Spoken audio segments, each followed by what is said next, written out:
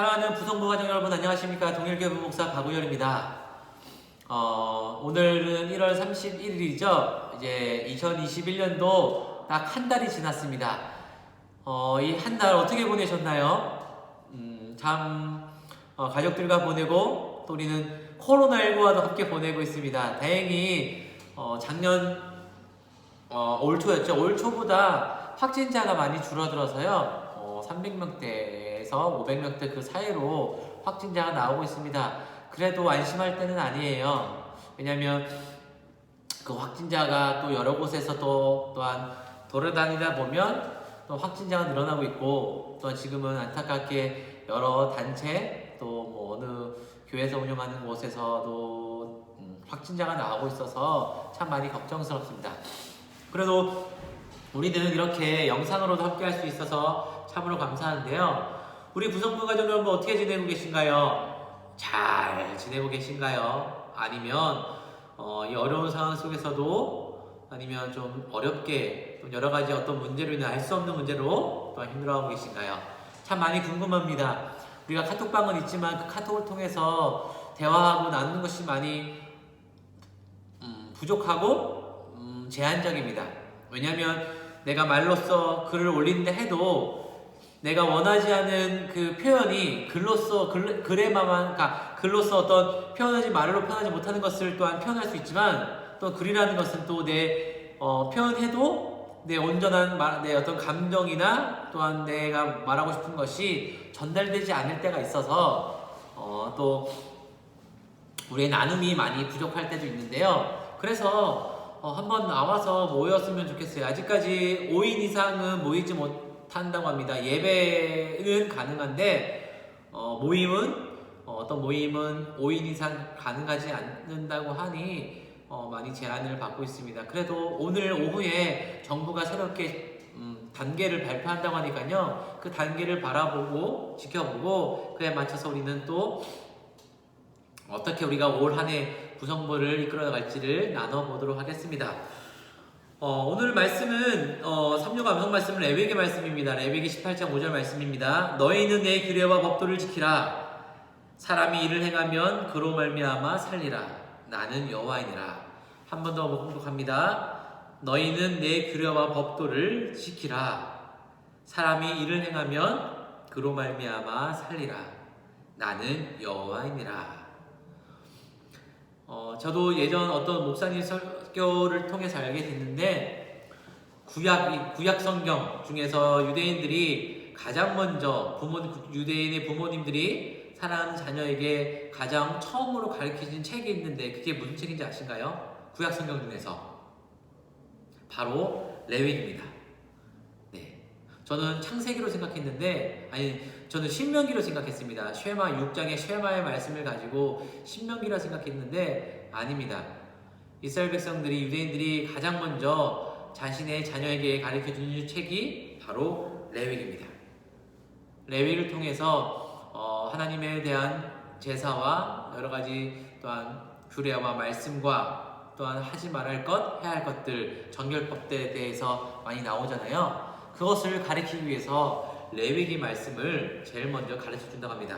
그 중에 너희는 내 규례와 법들을 지키라. 사람이 이를 행하면 그로 말미암아 살리라. 나는 여호와니라. 라는 하나님의 거룩하신 말씀입니다. 즉 우리는 하나님의 말씀, 그 말씀에 있는 규례와 법도를 지키며 살아갑니다. 그때 우리는 그로 말미암아 우리는 이 세상을 살아갑니다. 세상의 가치관이 아닌 하나님의 말씀으로 이 세상을 살아갈 수가 있죠. 제가 어제 설교 말씀을 듣다가 이런 문장을 들었는데요. 우리가 생각을 하잖아요. 그 생각이 또 우리의 삶을 지배한다고 합니다. 우리가 어떤 생각을 하는 것에 따라 그 생각이 우리의 삶을 이끌어 간다고 합니다. 그러면 우리가 어떤 생각을 할까요? 오늘 말씀처럼 하나님께서 주신 규례와 법도를 생각해야 된다는 거죠. 하나님 주신 말씀을 계속해서 묵상하며 계속 되뇌이며 살아갈 때 그 말씀이 나의 것이 되고 내 삶에서 나타난다는 겁니다. 그러니 오늘 말씀을 기억하면서, 365 말씀을 기억하면서 하나님의 말씀을 가까이 하며 그로 인하여 살아가는 복된 삶을 살아가는 우리 모든 부성부 가족 여러분 되시길 바랍니다. 지난주의 말씀을 또한 어떻게 듣고 또한 이번 한 주를 보내셨는지 참 궁금하고요. 또 어떤 어려움이 없었는지, 또한 요즘에 기도하는 제목은 있으시는지, 또한 감사 제목은 없으신지 궁금합니다. 부성부 가족 여러분, 지금 카톡방에 올려주세요. 우리 한번 나눠볼게요. 오늘 한 주 저는 이런 일로 인하여 하나님께 감사드립니다. 제가 이런 기도 제목이 있으니 우리 함께 도고 기도해 주세요. 또한 오늘 저는 이번 주 말씀을 들었을 때 이런 말씀이 참으로 은혜를 받았습니다 라는 말씀을, 또한 기도를, 감사의 제목들을 카톡방에 남겨주시기 바랍니다. 그러면 그걸 나누고 또 우리 함께 기뻐하고 감사하고 또한 함께 합심으로 도고 기도하는 우리 모든 부성부 가족 되시기를 바랍니다. 오늘 주제는 부부가 꼭 함께 나눠야 할 이야기 중 갈등입니다. 갈등이란 말을 들어보면 어떻게 생각하세요? 갈등이란 단어를 들으면 떠오르는 거 있으십니까? 저는 갈등이라는 말을 들으면 부정적인 느낌을 많이 받습니다. 왜냐면 갈등이 긍정적이지는 않잖아요. 맞죠? 갈등을 통해서 좋아하는 사람이, 또한 신뢰하는 사람이, 또한 그 관계가 깨어질 때가 많기 때문입니다. 안 그러신가요? 참 사이가 좋았습니다. 또한 이 관계 안에서 예를 들어서 제 친구가 있었던 겁니다. 제 친구가 있는데 친구가 좋은 관계를 가지고 있었어요. 근데 어느 순간 큰 문제도 아니었죠? 사소한 겁니다. 그 사소한 것에 언쟁이랄까요? 그걸 통해서 갈등이 생겼어요. 그냥 서로 이해하고 넘어가면 됐는데 그것이 그때는 왜 이리 넘어가지 못하고 오히려 그것을 가리키려고 했는지, 그러다 보니 갈등이 생겼습니다. 근데 그 갈등이 하루가 지나고 이틀 지나고 또 다른 갈등이 생기다 보니까 그 관계에 조금씩 신뢰가 깨지는 걸 느끼게 되었어요. 그래서 저는 갈등이라는 것이 꼭 좋지 않은 부정적으로 이미지로 다가옵니다. 어떠세요? 그럼 오늘 우리 함께 이 주제를 가지고 나눠보도록 하겠습니다. 그러면 제가 질문 하나 해볼게요. 지난 5년간 배우자에 대해서 갖고 있는 가장 긍정적인 기억 3가지가 있다면 무엇인가요? 그러니까 5년 동안 지금까지 사랑하는 사람과 남편과 아내와 함께 살면서 긍정적으로 좋은 기억이 3가지가 있다면 그것이 무엇일까요? 한번 생각해 보세요. 제가 지금까지 살면서 좋은 기억이 있다는 것을 3가지를 뽑아보아서 그 3가지가 무엇인지를 한번 생각해 볼게요. 뭐가 있을까요? 결혼식 하는 그 당일이라 생각했고, 또한 저는 또 하면 또는 아이들 태어났을 때, 또한 그리고 함께 사역하면서 또 목회지를 함께 옮겼지만 그래도 긍정적으로 함께 따라와줬던 것이 이렇게 생각이 나는데요. 그러면 왜 그것이 우리의 삶에서 중요한지를 한번 나눠보시겠어요? 왜 그게 더 중요해요? 왜 우리 부성부 가정 여러분에게 중요하게 생각되는지를 한번 더 나눠보세요. 저에게 나눠도 좋지만 한번 사랑하는 남편과 아내가 함께 나눠보세요. 지난 5년 동안 나에게 가장 긍정적인 기억이, 좋았던 기억 3가지를 한번 생각해 보시고 또한 그거에 대해서 한번 나눠보세요.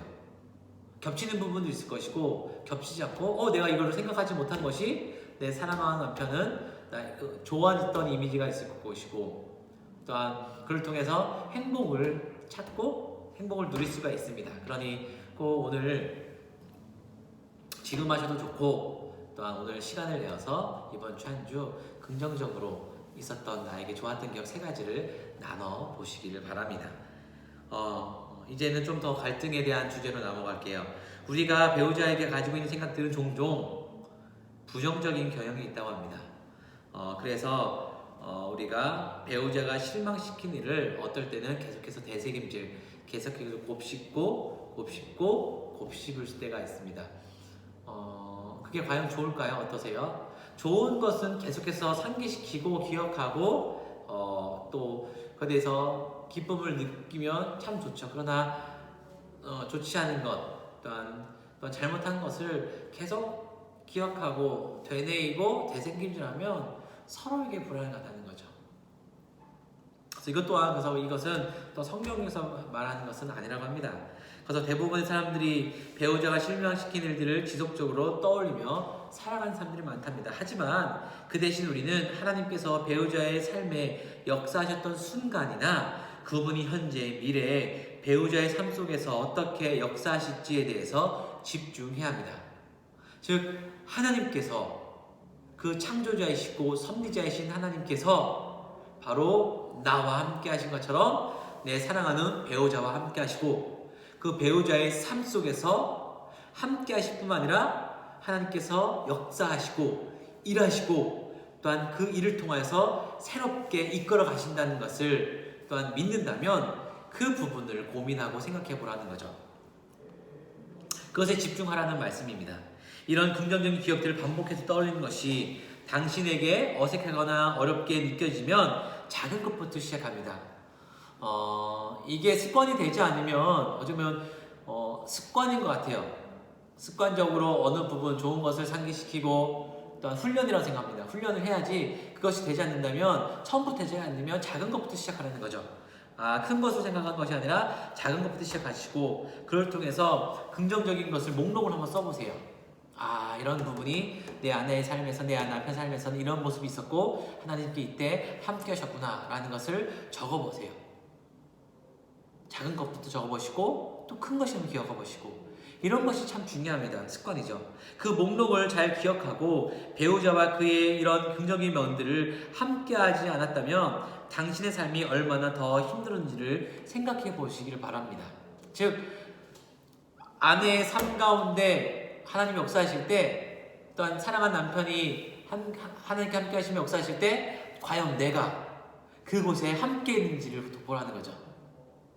함께 하셨나요?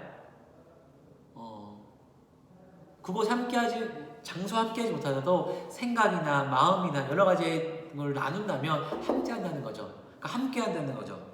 종종 갈등을 겪는 커플들 상담을 보면 그들이 관계에서 갈등을 일으키는 요소들을 집중하고 있는 것을 발견한다고 합니다. 즉 갈등이 있다면 그 갈등에 집중한다는 거죠. 그 문제를 어떨 때는 꼭 해결해야 된다는 생각에 그 관계가 깨어지는 것을 모를 때가 많아요. 이게 우리가 항상 생각해 봐야 돼요.